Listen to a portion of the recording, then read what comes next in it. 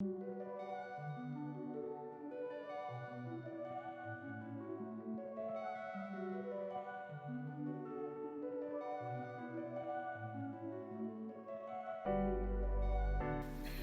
guys, welcome back to Virtuous Mums, what they don't tell you about motherhood.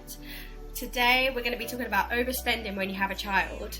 So we have got a special guest with us today, Miss Ella, who is an expert in finance. So she was going to do a little intro. Tell us about yourself, Ella. Okay, where do I start really? So yeah, hi, I'm Ella. Day job is financial consultant and mum of a two-year-old little boy. So I speak to loads of different people about their finances, putting things like insurance in place, especially for like parents who are budgeting, spending money on their little ones and etc., and then trying to figure out where like insurance is going to fit in all of those expenses. So that's kind of like my sort of specialist role. I've been in the industry maybe a few years now, coming up to about a few years, and I was doing marketing and PR beforehand. I've only got the one little boy, Mr. Kane, who's a handful. Yeah, loads of personality, and I've definitely been guilty of overspending. Oh my gosh. But this is the problem with motherhood. You go through it and you can't rewind. This is the thing. When you, especially me, when I started my journey on being a mum, being pregnant is like, oh my God, this is so expensive. This is so exciting. What can I buy? Yes, being pregnant as well. I loved it. Buy all these cute little baby clothes. Baby clothes is an absolute killer. I don't know about you guys, but Ziggy did not wear everything that we bought him. No. And anything that he did wear, he maybe wore once. I literally would wash clothes and then it would go back to the front of the drawer, and then I go in and I get the same clothes out, and then all of the new clothes would just stay at the back. Awful. Yeah. But no, Ella. Or did you ever buy things? Did you ever like buy things and then put them aside because of course they're babies? You're thinking, oh, you don't need to wear this. Where are you going? What are you doing? Let me put it aside. And then before you know it, you go back to it and they've never worn it and they can't wear it now. In the planet. It's one of the worst things to experience. So that's why you're here today. We're actually really excited to have you on. Okay. Jade, were you going to say something? No, I was just going to talk about overspending and say that obviously Ziggy was born during lockdown. So trust me, those clothes that were bought for special occasions. Oh no! They did not get worn. They did not get worn, obviously, because there were no special occasions. We spent most of our time at home.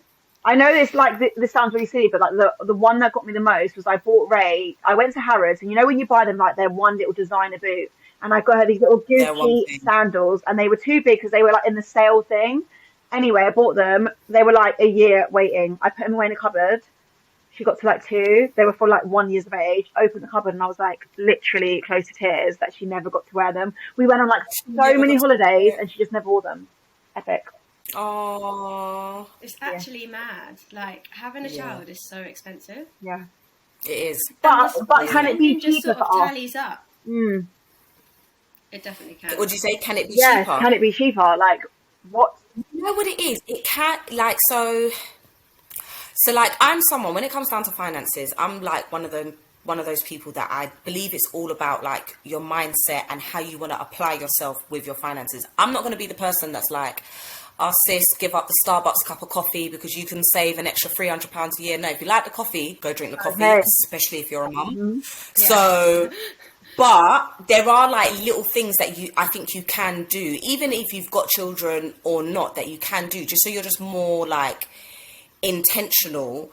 And it's just about separating your finances. So like just having more than one bank account, having like your current account, for example, and that's where all your bills are paid from. And then you split your disposable income into another account, because then psychologically what you say to yourself is, this is my budget.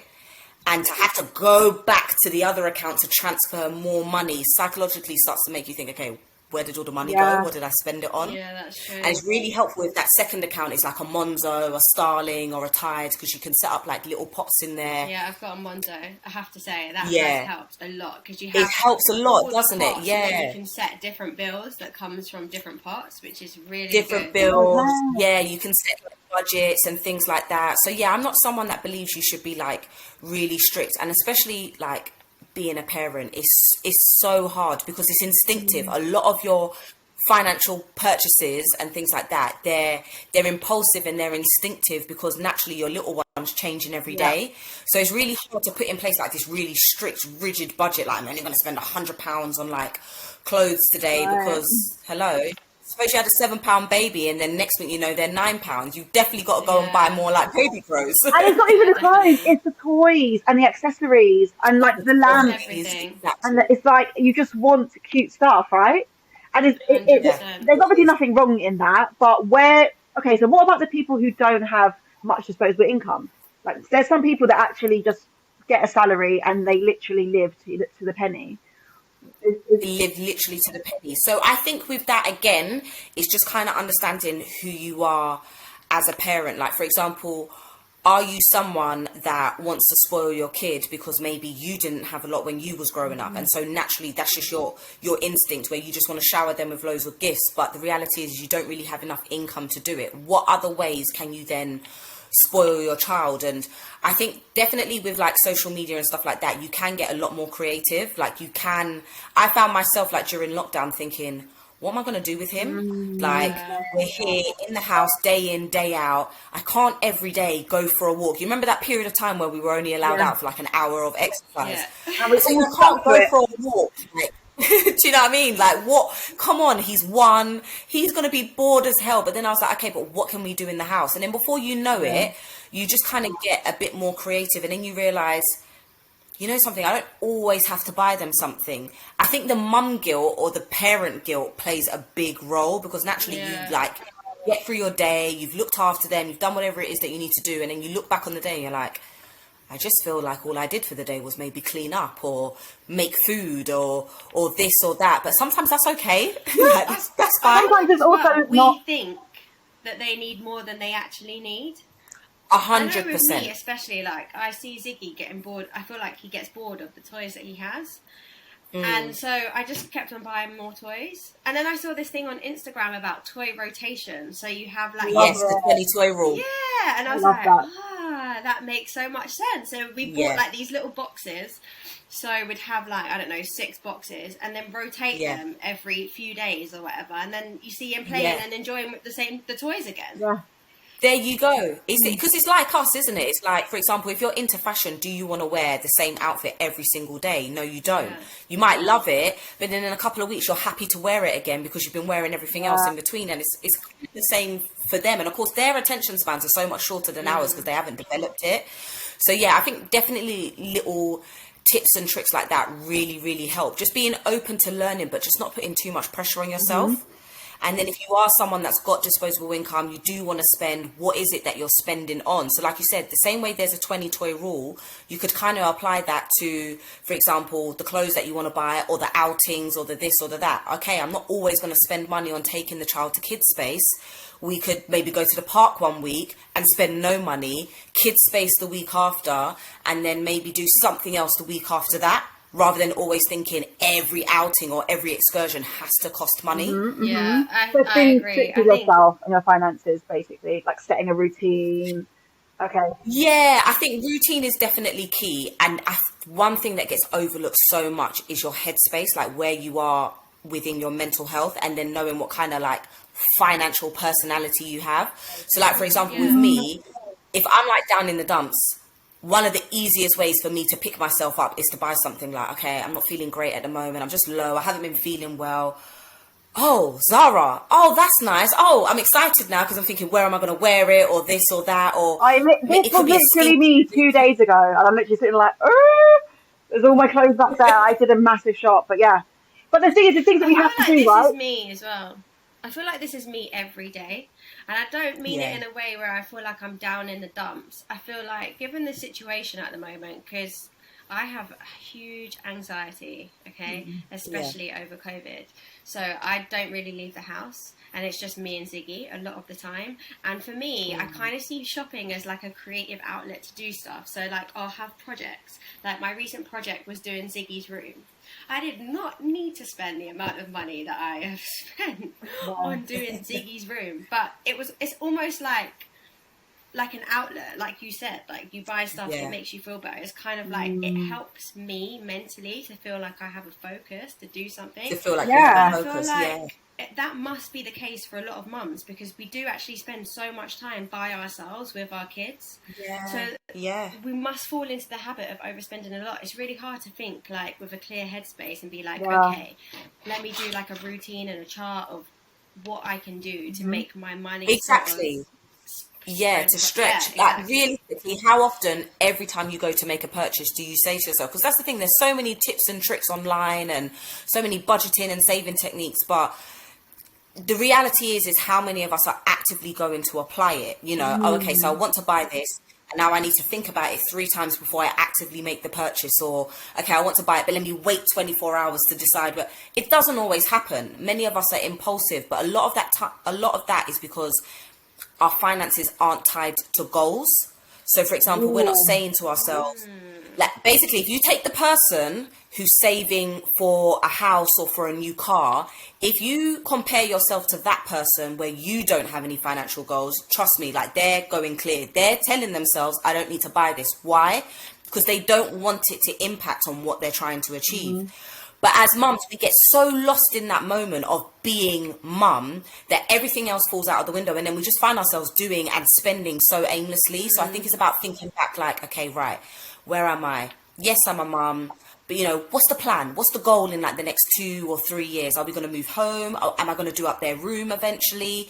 The minute you start to bring back those sort of financial goals, mentally it kind of helps you think, okay, well, I don't want to spend too much because I'm forgetting that I want to decorate his room in a couple of months' time, or we're going to move out eventually and I want to move to this nicer area than where we are right now. So it's just about knowing the impact and tying it to something. Okay. So basically, you reckon that like a healthy thing to do to sort of curb your spending would be to set mini goals, or like, mini goals are things that you want to kind of work towards. So even if it's like we want to have a weekend away, for example, at least you've got something to put money away for a rainy day. So when it comes to, that's a cute little toy for £10 that he doesn't need, you're not going to buy it.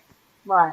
You're not going to buy it. In your head, you're thinking, okay, I'm gonna buy the toy. Oh, but actually, I really need to go away. Like, I'm tired and I really, really wanted that weekend away. That's when you then stop and think, he's going to be okay without the toy. Okay. Because now in reality, I need to go away more than he needs the toy. Yeah. You know what I mean? Just because it's tied to something. So obviously, so taking it from that, right, let's say you get to the point where you manage to give these things out and you've got some more disposable income. What's the kind of first steps of advice of where we should even think in investing? If you're like me, I haven't done anything in terms of like health insurance or life insurance for Ray. Where's a good place to kind of start? So I would definitely always recommend speaking to an advisor rather than doing the research that yourself, just because it can be so overwhelming. And the problem is as well, it is complex. That's the reality. It is complex and it's difficult to understand. And Money Supermarket, Compare the Market, their platforms designed to simplify it. But of course, what happens when you simplify something is things get missed. So you can quickly go online and think, I need to put some insurance in place. It will say to you, how much do you want? And you're thinking, well, I don't know. I don't know how much I want. I just wanted to get it sorted. Grand, like, You know what I mean? Exactly. You're just thinking, well, just give me as much as possible. You put in as much as possible, and then the price comes back and you're like, what? This is how much insurance costs? And actually it's not. If you have a conversation like with an advisor, it's all tailored to your needs. It's all tailored to your budget. Your advisor can say to you, okay, based on your circumstances, this is how much I think you should have in place. And then you may say, but that's not quite within my budget. Fine, we'll just reduce it accordingly. So then that way you're still happy paying your monthly premium, but you've got the right amount of cover in place. It actually suits your needs. So you're not overspending on stuff that you don't need. You know, like there's so many different policies out there as well. Even if you go to your bank will just throw life insurance at you just because you're already a customer of theirs. It's not tailored. It's not advised. It's literally just, here you go. That's it, because you're just paying another monthly premium. And I just think when it comes down to insurance, it's a really, really personal. Like, we're talking about, you know, what happens after death, or what happens after you get sick, or, you know, what's available for your little one if they get sick. It's so, so personal.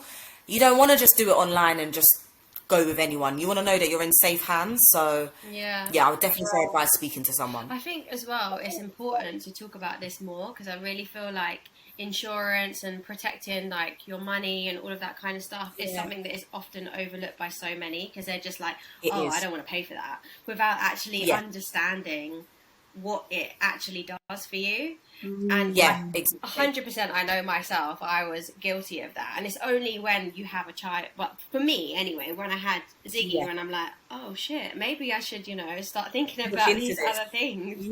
Like my mum mentioned life insurance once, maybe I should look at that. Do you know what I mean? It is massively overlooked. I don't know whether it's a combination. I think, first of all, when it comes to like being more financially educated, it's part of the national curriculum now for schools, but they don't really go into much depth. So we come out of college as well, we go straight into uni for those who decide to go, and we're just literally money's thrown at us in the form of like a student loan, this, that, and the other. So in terms of financial education, there's a massive gap in it anyway. Then, like you said, there's the ignorance of thinking, this is just more money. I'm just spending more money on something, because you can't see the immediate value. The only way to see the value of insurance is when you then actually need to make a claim. And let's face it, none of us want to make a claim, because it either means that we've passed away or we've got sick. So none of us want to, but that's what it is. It's basically saying, okay, but when shit hits the fan, then what? And when you have a conversation with a parent, instinctively you want the best for your child, no matter what the circumstances. You always think, okay, well, if I'm not going to be here, I still want them to have the best. And that's literally what insurance is. It's just that contingency plan of saying, if something happens, everything's still going to be okay. So it's a hard concept sometimes to get around, especially understanding that there's no immediate value, but there's not supposed to be. It's your backup plan. So as long as it's affordable, then it's okay.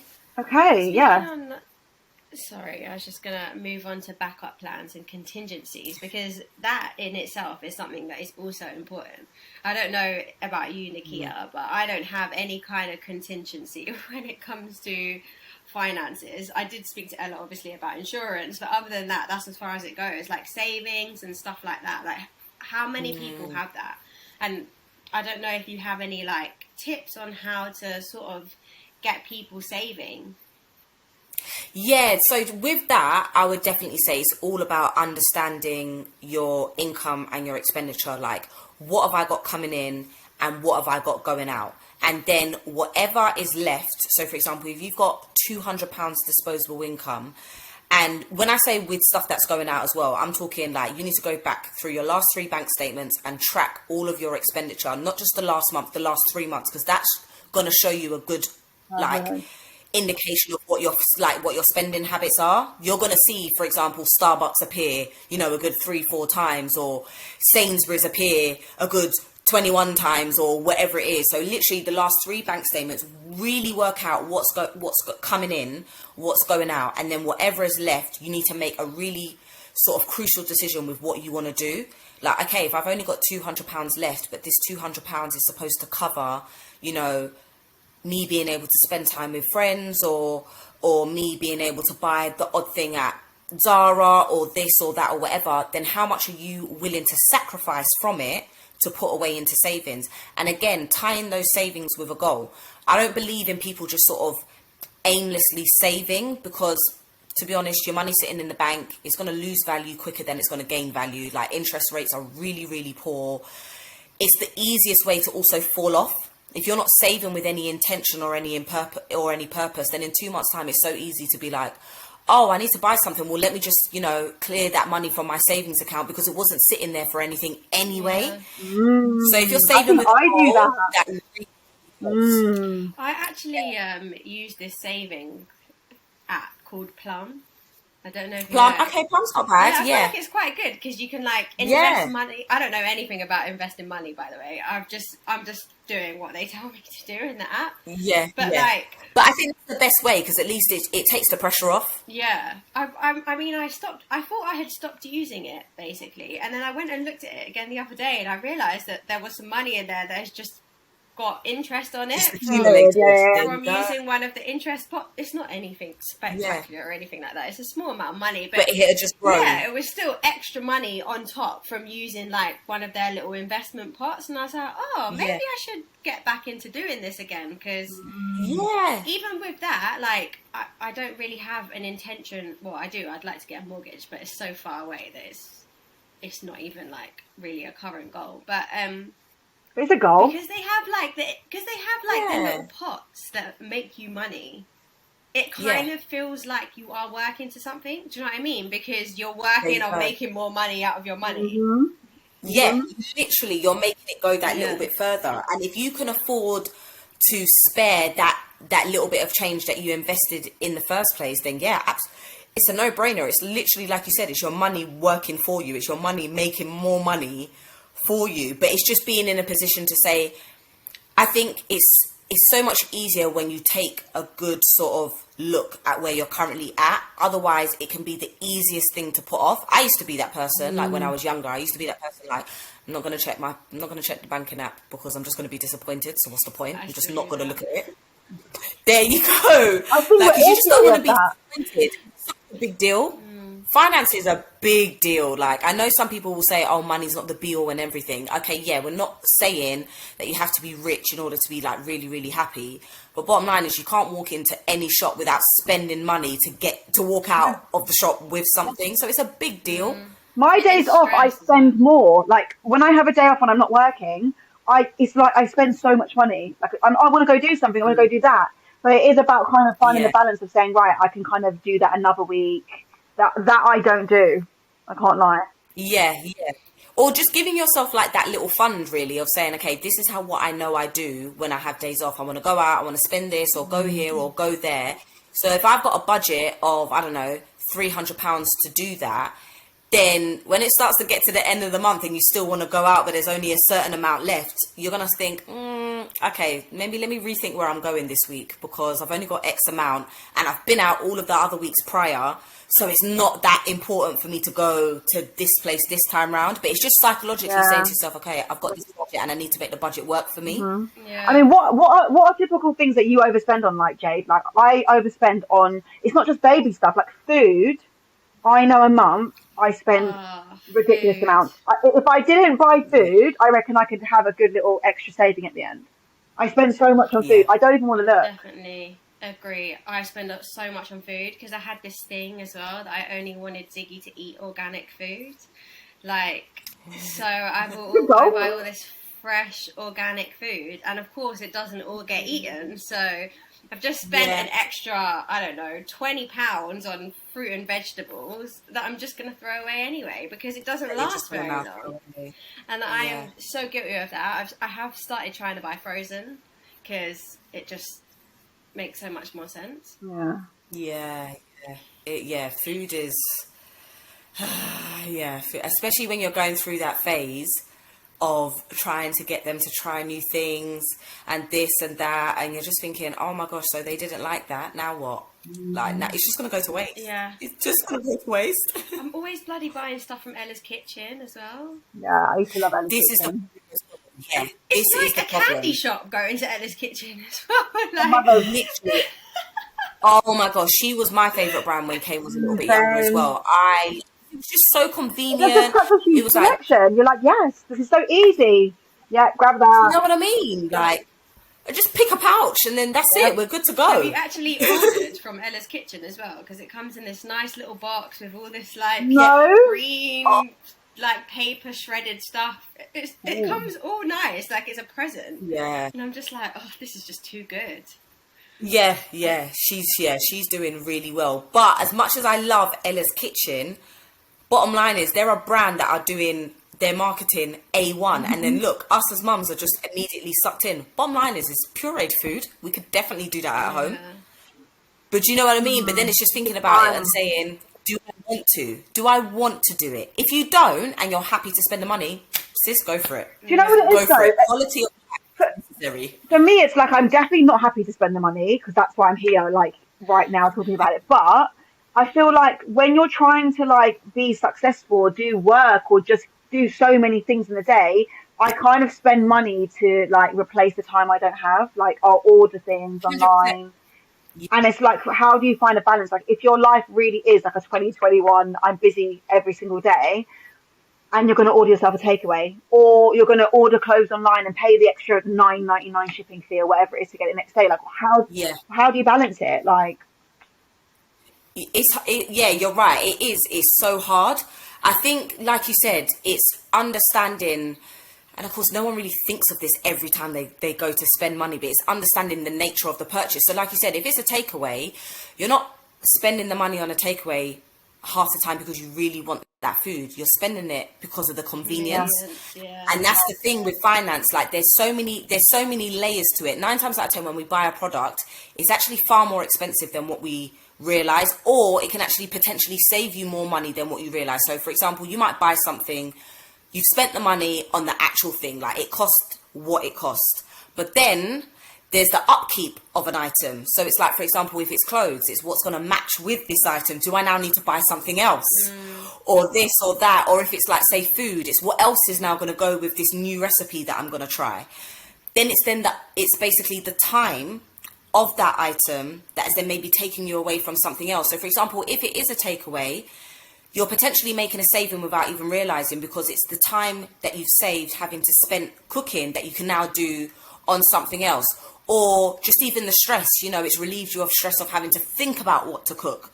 Yeah. But then again, if it's then something else, it's like, okay, but if I've spent money on this item, so like for example, when you're going out, it's like, okay, so I've gone out, but this has also then taken time away from something else. It felt good in the moment, but actually it's costed me more because now I need to make up that time elsewhere. Those are the things that we don't realize. The spending power of buying something actually is so much greater than what we realize. There's just so many multifaceted layers that we just don't even consider. Yeah, I feel like, I don't know about you, Nikita, or you, Ella, I always feel guilty when I buy anything. Anything I buy, I feel guilty. Really? Yeah. Like anything at all? Literally, what? Because everything. What's the guilt though? For example, if I buy clothes, I'll buy them. Yeah. I'll still buy them, but then I'll be like, I really did not need to buy those. I just bought them because I liked it. It's sitting in my wardrobe. I'm not wearing it. It's a waste. And then it's like 28 days later. Shall I just send that back because I still haven't worn it? And then I'm like, now I want something new. I've still got, do you know what I mean? And it's just an ongoing thing. And then it's like, for food, for example, I'm like, okay, how much, this is my budget for food. It's £80 for the week. And then it's like, you see something, you're like, okay, I'm just going to put that in. And then I put that in. Then you've gone over budget. Now it's £100. It's like, okay, well, it's only £20. It's £100. Anyway, shopping comes. Can't bother to cook tomorrow. I can't bother to cook tonight, so I'm going to get a takeaway. Oh, so now I'm just wasted. Do you know what I mean? So then I'm like feeling guilty about getting your takeaway and feeling guilty about wasting the food, but I'm still going to get a takeaway because I can't be bothered to cook. I feel like I'm the opposite. I feel like I don't get guilty. Like 2 nights ago when I did this shop, right, I was laying in bed. It was like 1 a.m. I should have gone to sleep. And I just did some crazy online shop. You know, when you shop at like 4 places at the same time online and you're just going back and forth. And then you order them all. Yeah, all the tabs open. So I did that, and I felt great. I feel great. The packages arrived. I shouldn't have spent that much money. I have so much, like, Ray's got a uniform I need to buy, but I feel great. And I'm just wondering, is that like, okay, for instance, like with you, Jade, do you feel guilty because you're probably, obviously, because you're a stay-at-home mum, yeah? So do you do you have to pay for everything on your own, or do you get, obviously, help with, you kind of pay together, right, for things? Yeah. So, like, do you feel guilty because it's like, you're sharing money with someone, like, whereas I'm single and I'm just like, I'm going to just spend the money. Do you feel like you get guilt because it's like taking it out of the home? I've always had this relationship with money where I feel guilt for spending it. Really? Even if you earn it? But I think it's because I don't have any like goals or anything, and I know there's other things I could be, like, I don't save, for example, and I feel like I should save, and I've never been able to save. And I always end up getting myself into a situation where I either have loads of money or none. There's no in between for me. You've already identified the problem. Like, literally, you said it. You said, like, I always feel guilty. And the reason you feel guilty is because there's no consequence of you spending money. I can't feel But that the guilty though. You consequence do look fly every week. I see you. You are in a new setting and you look good. But that's something that makes you happy. You're a stylist. Do you know what I mean? But like, I don't think you could feel that guilty because you still shop, right? No, it's during the time of the purchase. Okay. That's when Yeah. I'm like. But then, do you feel good ages when you sitting put it there, on? like, shall I buy it? By the time it's come to me, I'm over it. It's fine. I've got it. Unless I don't like it, I'm over it. Or whatever it is. Once I've got it, it's fine. It's just the putting the purchase through, getting yeah. the confirmation email, and then being like, should I have done that? oh. Oh no, yeah, I get that. Oh yeah, that's part of the process though. Like every time I eat, like the order I did 2 days ago, I think I woke up at like 3 a.m. in a bit of a panic. Like, why did I just do that? I just ordered 4 shots. But when it came, I felt great. Great. But yeah, equally, I do feel like I I could don't have even saved feel that. great anymore when it comes. I Yeah, don't feel she's great very anymore. good. It's just so normal to me. It's almost like a tick off the list. Like, yeah, cool, got. Do you know what I mean? I know this sounds crazy. I'm not rich. It sounds like I've just got loads of money and I'm just splashing out. I definitely don't. I'm definitely not. And that is why when I have money, I spend it all and it eventually goes down to zero. So, you know, when you bought those things online, did you get the same excitement when you logged into Plum and then saw like the sort of increase on your investment? No. No. But do more of that. That's true. No, I didn't. Ella, I'm in a boat where I actually have savings, right? So I have savings, and I when you were saying, you know, they sit in a bank and they just, you know, depreciate, and you just, that's me. I need to know I've got savings there. Ray has a savings account, and I have a savings account. I don't even know if I should be leaving my child's money in a savings account or if I should be investing that. What would you suggest there? The problem with children's savings is with that, realistically, I don't think there's any issue with it sitting in an account. There's so many like children's accounts now that are designed for you to get a greater return. I put hers in ISA. Exactly. Yeah. So with that, I would say you're okay. You can shop around and then maybe see which ones have better interest rates and things like that. Halifax used to have like a really good one, and then they closed it down. It was like nearly 4% interest on whatever was basically in there. But that one I don't feel is too bad because you're just basically setting them up financially. You know, they have access to it when they hit 18, but realistically, they're still financially dependent at 18. They probably haven't left home till maybe like, I don't know, 25 or something. So that one, I wouldn't say is too much of an issue because as well, any form of investment, there's an element of risk. It can go up the same way it can go down. And what you don't want is to invest, you know, like your children's money, and then at that particular point, it's gone down. So that's it in a way. Bottom line is for them, a gain is a gain. When it comes to yourself now, I think, definitely consider goals, because if you're saving, you have to think, am I going to need any of this money anytime soon? Because if you don't, fantastic, invest it, because you're not going to rely on it. If you are, then you kind of just need to be cautious, basically, because you don't want to find yourself in a situation where it's tied up in investment or it's dropped slightly in that one particular month, and then that's when you need it. So I think it's definitely a case of having basically savings with purpose. So building up like an emergency fund, that is your money that just sits in your bank account, like your online savings, for example, so you can have access to it at any point if things go wrong. You know, like if you need to quit your job, you can rely on the emergency fund. If something happens with your house or whatever, you've got that money there. Then you've got like a separate saving amount that is then tied to a goal. So like Jade, like you were saying, you want to eventually get a mortgage. It feels like the goal is really far away, but bottom line is if you've got like 2 saving pots and one is mortgage and the other one is like emergency fund, rather than not putting anything towards the mortgage, even just £10 a month, for example, you're going to be a lot closer when you now think that you're realistically in a position to start making the necessary steps to actually get in the mortgage. You're going to be a lot closer at that point. But of course, like I said, if you don't have a goal, it's so easy to kind of just put things aside and then get stressed thinking, oh my gosh, I'm not making my money work for me. What's happening? What's this? What's that? I think investing as well is very, very personal. It's really personal because it's all about people's risk appetite. You've got someone that can literally come and blow 10 grand in crypto, have no idea what it's about. It's just because it's this shiny new thing on the market. They're like, yep, let me invest.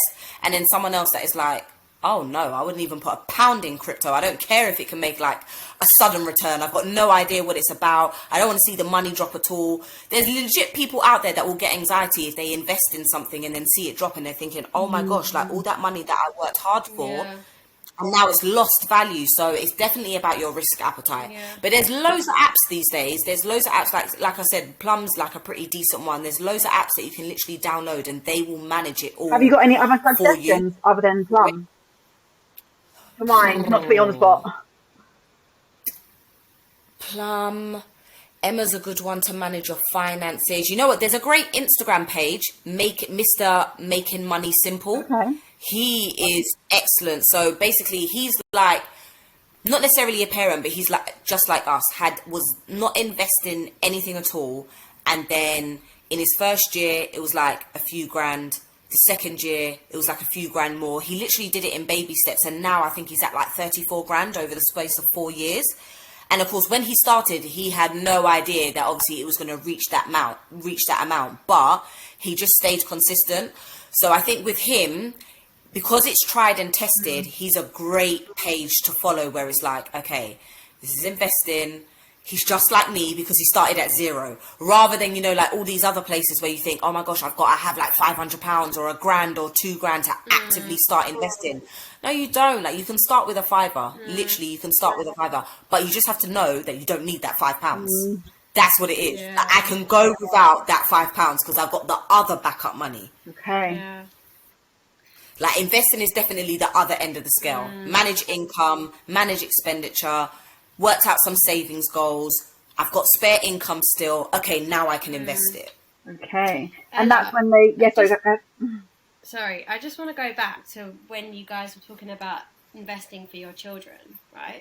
Yeah. Because, sorry, you might have seen me looking down a minute ago, and it was because I wanted to show you something. So I found this thing on Instagram where a guy was talking about if you put money in your account for your child. So say, for example, you put 10 grand in your account for your 1-year-old tomorrow for when they're 18. When they become 18, that 10 grand is still going to be 10 grand, but the value of 10 grand is not going to be anywhere near what the value is today. But that's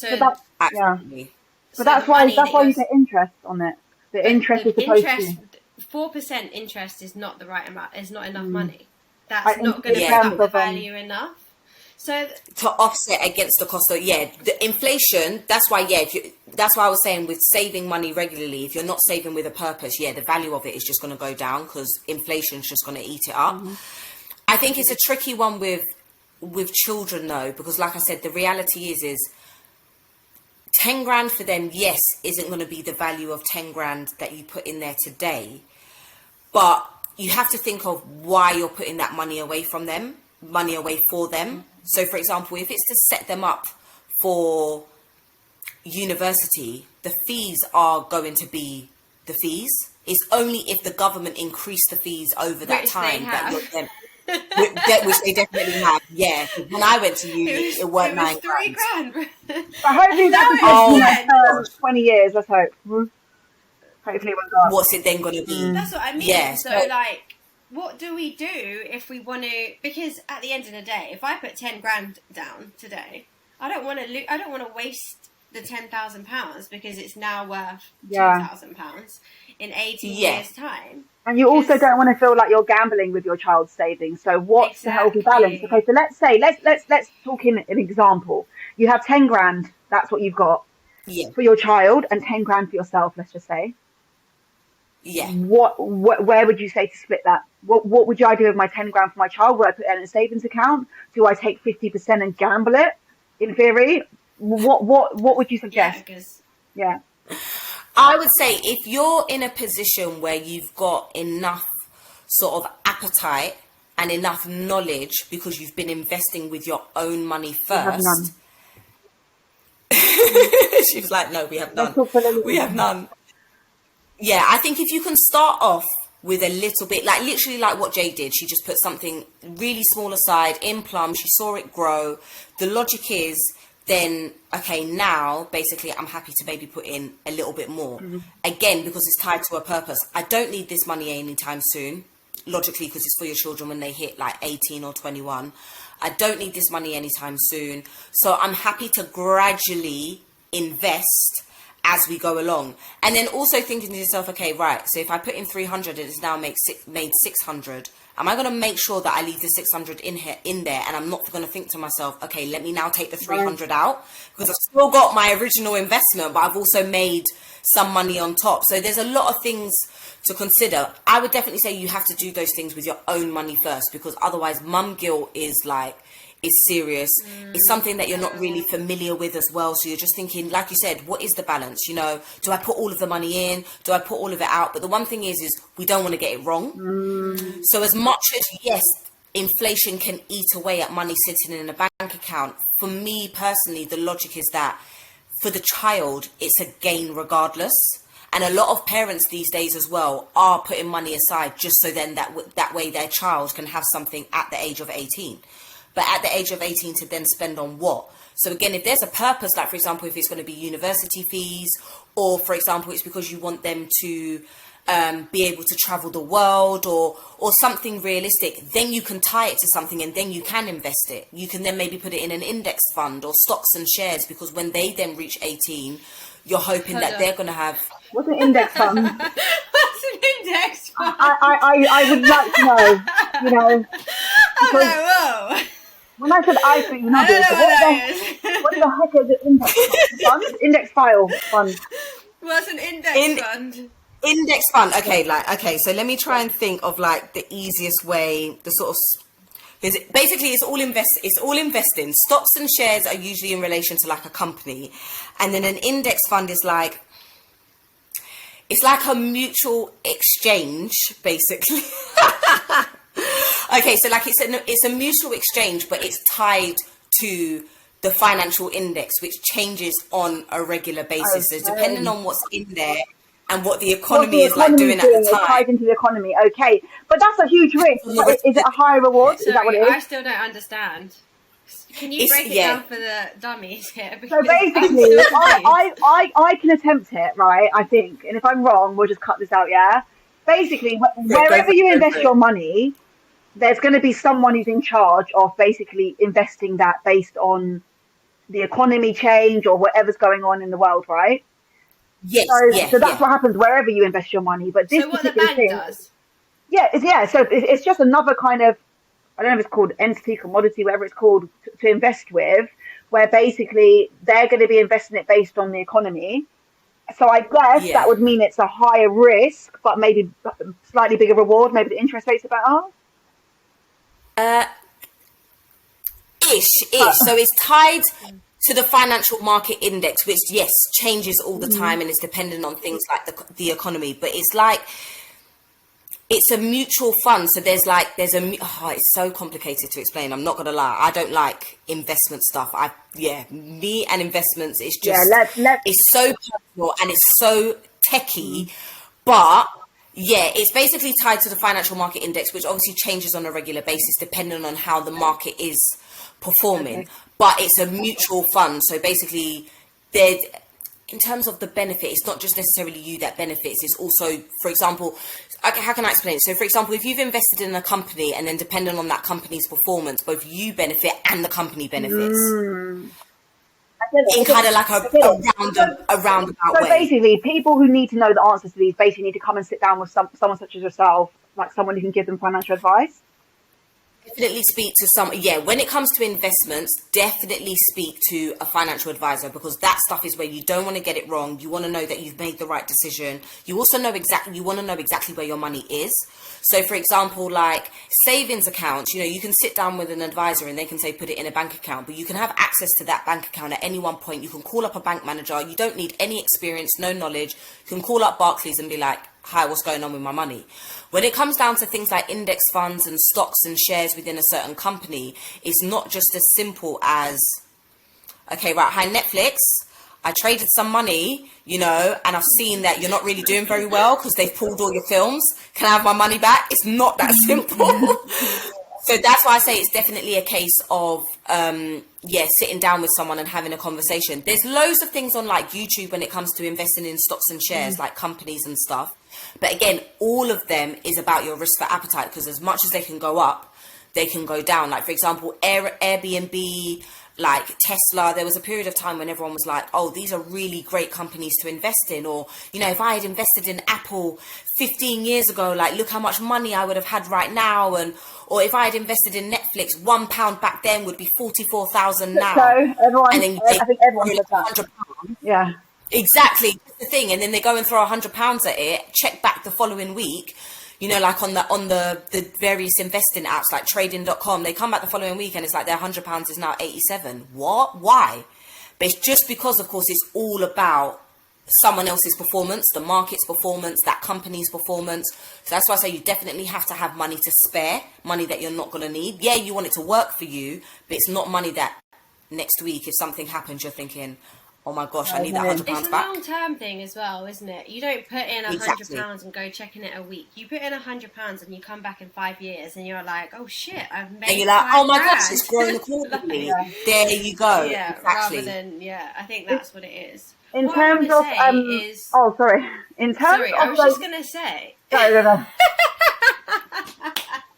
There's a slight delay as well, so we're going to keep doing that. You go. Okay, what I was going to say is, do you have to have money to invest? Like, because, you know, when you think about investing, you think about you've got to have a lot of money to be able to invest in something. But in reality, do you actually have to have a lot of money? Because I was actually speaking to my brother, and he works for some American bank, right? And I was asking him about investment, and he's like, oh, we only do investments for companies on something that I didn't understand, but we're talking about millions of pounds here. So I'm like, okay, conversation done kind of thing. Like, what about the people, the smaller fish? Like, is there things available for people that maybe only have a few thousand that want to invest money? Yeah, definitely. When it comes down to investing on like a small scale basis, and depending on what you want to invest in, then it's all down to literally what you're happy to part with, like literally. And of course, the logic is the smaller the investment, there's always going to be a return, but naturally that return isn't going to be as big in comparison to someone who's got a larger investment. And that's what it is. But it's about being sort of like understanding that it's not a comparison game, and it's not about thinking, I wish I had more to get a bigger return. Like you said, it's a long-term thing. So you can only stand to gain. It's not about saying, okay, I've only been able to invest £20 every single month for the past year, but I wish that £20 had been like £500 every single month. Bottom line is £20 every single month over the course of a year. If that grows, that's still more money than what you had initially from just putting that £20 in. And I think it's just being able to see from that perspective. But yeah, absolutely. Like, there's loads of apps, there's loads of things. Like, I think when I started investing in like I was saying, like Airbnb, Tesla, all of just sort of like the major ones, some of like the plane companies and things like that, it was little amounts because I knew I could cope with not seeing that money ever again. So you are investing? Yeah, I actively invest. Yeah. And I literally have like a little portion of money that I'm not worried basically about never seeing that money again. So it might be like £100 or £200 each month, or £150 that I'm just like, okay, I can afford to invest this because I don't need to rely on this money whatsoever. And it hasn't impacted my disposable income because I still need to live life and be happy. The bills are still paid. My child's still fed. He's still dressed. He's still eaten. This is money I can genuinely do without. Two questions, and I'll answer whichever one you want because I don't want to go off topic. But one, do you use multiple platforms to invest, or is it easier just to consolidate them in one? So I have a little bit in crypto, which I use crypto.com, and then trading investments investments in companies is then trading.com. Okay. They're just really easy. They're straightforward. When I look at the apps, I'm not confused. But like I said as well, so I'll give you an example. So I invested, again, money that I knew I could spare, which was money in Ethereum. I kind of read up on the whole sort of like Bitcoin trend and was like, okay, well, kind of like missed the boat a little bit. Yes, I could put in money now. Do you know what I mean? But Ethereum kind of seemed like it was still more of a realistic investment because there was potentially more to gain. So I kind of just invested a little bit of money in Ethereum, and it was through the Binance platform. Now, the FCA came in hard, shut Binance down. You can't invest or take out any money that's sitting in Binance right now. Okay, this is making sense. Absolutely. All of the banks shut it down as well. So if you thought that you was going to continue to invest money in the Binance platform, NatWest were going to text you back and be like, nope, sorry, we're not allowing this. Because, of course, from an FCA perspective, so that's the Financial Conduct Authority, they couldn't regulate it. So the reality is I could have had money sitting in Binance and that was it. Has everyone lost their money now? No, they haven't. So if they're able to then transfer it, like to say another crypto wallet, on like another platform, so like crypto.com, like I was saying, then they're okay. So if you're able to do stuff like that, then you're fine. But that's why I say as well, luckily I kind of went into it thinking if I never see this money again, then it's okay. Because when that happened, there was a possibility at that moment that I wouldn't have known what to do. Just happened to have crypto.com as well, and was like, okay, right, let me transfer this over because apparently there's a deadline of like 12 p.m. tomorrow and Binance is basically going to be shut down in the UK. Let me like transfer this money over and see what happens. And I was okay. But for someone who's got no knowledge, but then imagine you've got no knowledge and you're thinking, I was really relying on that money to kind of like grow because I got a birthday at the end of the year or a holiday that I was hoping it was going to grow for. You'd be pissed. And it can be devastating to some people. Like some people are really putting in a lot of money, and that's where it kind of comes with hand in hand with do your research first. Because some people are putting in money that they can't, and you know, and when it's they just have no idea. Devastating. There was a statistic that I think it was something like, don't quote me on the figure, but I think it was £3 billion basically of money has been lost through to crypto exchanges throughout the world. £3 billion just because of people either doing the wrong thing, accounts being shut down. I had a friend as well who had basically put some money into crypto, and her Yahoo account was hacked. Because apparently Yahoo accounts are one of the most sort of unsecure email accounts out of them all. And her Yahoo account was hacked and it was attached to her crypto. So her login was the Yahoo email and she lost it all. She literally lost it. I didn't even managed to hack it. You can have it hacked. That's a big thing to do with, isn't it? Quick question. Sorry. What was your three, before we run out of time, what was your three top, not investments, but what's the other one I'm looking for? Insurance. What's your three top insurance that you would say as a mother to get in place? Yeah. Okay, so number one is critical illness cover. That's number one because you can combine it with life cover, so you can get two almost in one. That's the cover that you've got whilst you're still here. You know, it's the lump sum payout. We're healthy today, but if something happens to either you or your child, there's a lump sum of money there. Just because, again, we don't know what life's going to look like. You might have to take significant time off work. You might need to pay for treatment. You just don't know. So at least that money, it may even be like home renovations to make home more comfortable, depending on the diagnosis. So that's that. The second one is definitely some form of life insurance. There's life insurance that is like guaranteed. So there's a guaranteed payout no matter when you pass away. Or, for example, there's like policies that you can have as like a contingency plan where if something happens to me tomorrow, God forbid, my child is absolutely okay. The third one, which is really overlooked, but it's definitely for the mums, is, to be honest, it's for anyone, but it's income protection. That's the one that is overlooked so much. But bottom line is if we don't go to work, we don't get paid. And even stay-at-home mums, there's still cover available in some capacity that if you're not able to carry out your daily activities as you know it, you can then still receive basically some form of income. So that one is massively overlooked. I didn't even know that existed. So that's neither. I'm like, okay. And it's just, I think it's so important as well because people really overlook what you can be signed off work for. Bottom line is, if your GP says you're not fit for work, you're not fit. And that includes your mental health as well. And let's face it, when you're a mum, you go through a whole host of emotions and hormones and feelings. And I think it's one that massively gets overlooked. And we rush back to work quicker than what we need to, because we need to pay the bills. And it just becomes this revolving cycle. And then next minute you're burnt out. Whereas if you've got something there that's still going to pay you, so you can still pay the bills, you can still look after everyone, you can kind of take the time off that you need to take off and make the recovery that you need to make. So definitely those. So just name the three again. Just critical illness, life insurance, income protection. Okay. So, yeah. That's great. That's perfect. I need to look at income protection.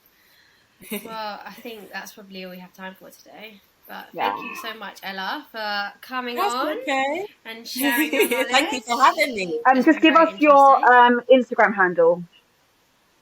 Okay, so Instagram handle is Ella_ensures, and then if anyone wants to book a consultation to speak about like money and insurance, the link in my bio is literally just there, and you can book a consultation. But everything is on Instagram, Ella_ensures. Wow. Okay. All right. Well, thanks again. Thank you so much. That was like really interesting. Thank you. And we'll no, thanks for having me. Back next week, guys. 2 weeks. Bye. 2 weeks. Bye.